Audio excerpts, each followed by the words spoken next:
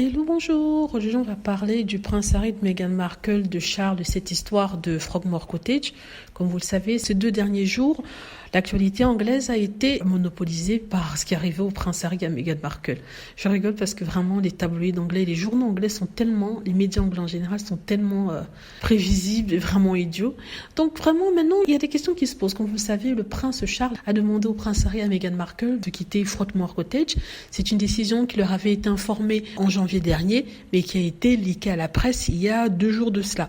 Donc maintenant, les gens se posent des questions sur ce qui va se passer, notamment au niveau de Frogmore. En rappelant que le prince Harry et Meghan Markle avaient reçu Frogmore en cadeau, et ce qu'on nous dit, c'est que Frogmore n'a jamais été leur propriété. Ils avaient seulement la grâce de pouvoir y vivre selon la décision de la reine. Donc, le problème maintenant, c'est que quand ils y avaient vécu, il y avait eu un tollé pour l'argent qui avait été dépensé pour la rénovation, même si ce budget-là était déjà alloué depuis longtemps. Que Meghan Markle était là ou pas, le prince Harry et Meghan Markle aient déménagé ou pas, et Frogmore Cottage, qui était divisé en 5 petites maisons pour les employés, aurait été rénové.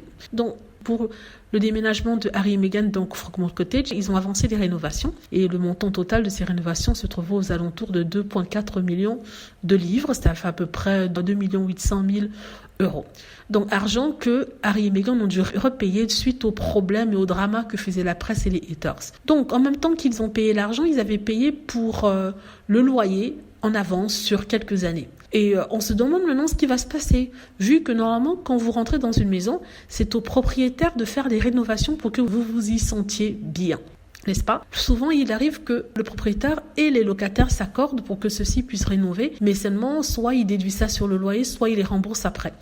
Ce qui normalement est dans la logique des choses. Par contre, pour Harry et Meghan, on veut faire une objection, dans le sens où ils ont dépensé 2 400 000 pour rénover Frogmore Cottage et pouvoir y rester longtemps.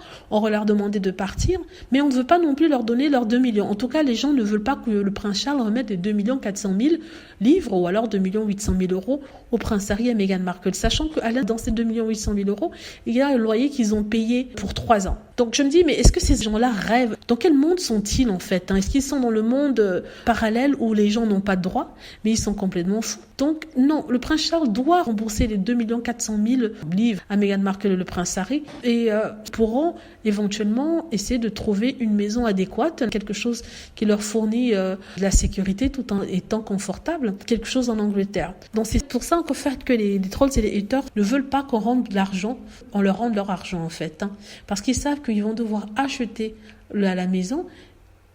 On ne sait pas si c'est à Windsor ou ça sera à Londres. En tout cas, ça va coûter assez cher. Et donc, ils veulent pas ça. Ils savent que automatiquement, ça viendra sous le nom de Meghan ou des enfants, ou alors les deux. Donc, c'est pour ça qu'ils ne veulent pas.